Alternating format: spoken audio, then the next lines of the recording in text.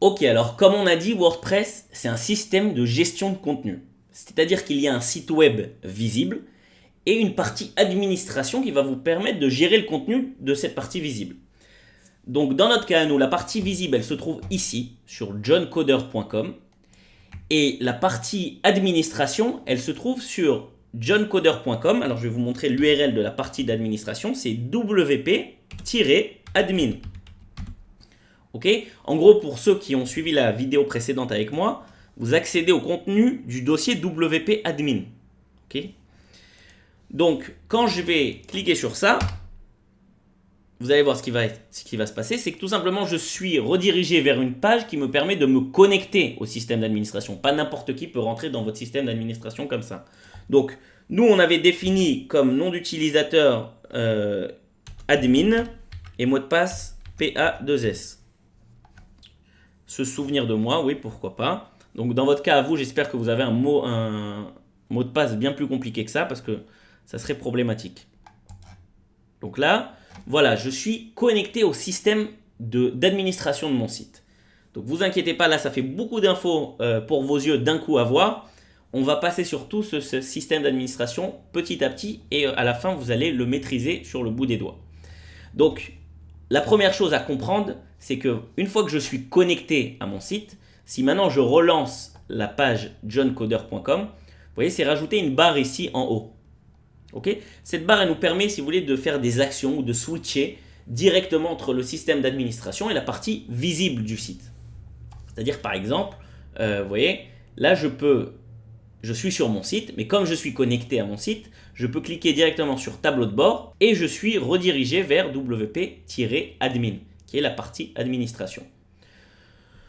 Voilà, donc ce qui est important, c'est de comprendre vraiment qu'on peut switcher de l'un à l'autre. Ici, quand je suis dans l'administration, je peux cliquer bien sûr sur aller sur le site et ça va me renvoyer vers johncoder.com.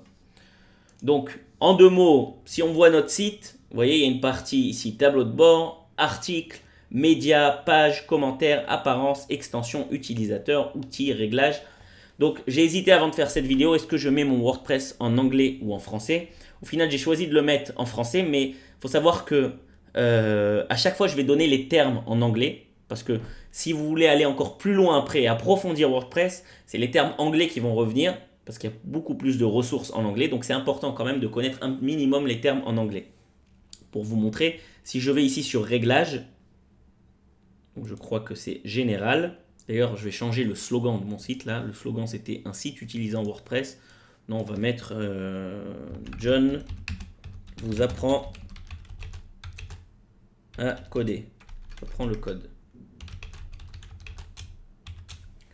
Voilà. Ok. Et ici en bas, vous avez langue du site. Donc là, je suis sur français. Vous pouvez mettre anglais si vous le voulez, sans aucun problème. Ça marchera directement. Ok. Donc si j'enregistre, je vais vous montrer ce que ça donne un système d'administration en anglais. Vous voyez ici, on a les mots dashboard, les mots plugin, les mots page, post. Ok, tout est passé en anglais. Et en général, même dans le monde francophone, vous allez utiliser les mots en anglais. Quand vous dites j'ai utilisé un plugin. Vous n'allez pas dire j'ai utilisé une extension. Ok. Bref, mais je préfère quand même avec vous, pour ceux qui ont du mal avec l'anglais, retourner sur le français. Donc c'est ce qu'on va faire tout de suite.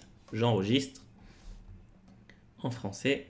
Alors des fois c'est un peu long, tous les chargements et tout ça, parce que tout simplement votre site quand même il est en ligne. On ne travaille plus en local, on travaille en ligne. Donc voilà, dans cette vidéo je voulais juste montrer comment switcher de la partie visible à la partie administration du site et bien comprendre les concepts, qu'il y a deux parties différentes et qu'une influence sur l'autre et puis voilà. Dans les prochaines vidéos, on va passer vraiment dans tous les détails du système d'administration. Je vais vous montrer comment on va créer des articles, comment on va créer des pages, comment on va faire éditer nos menus.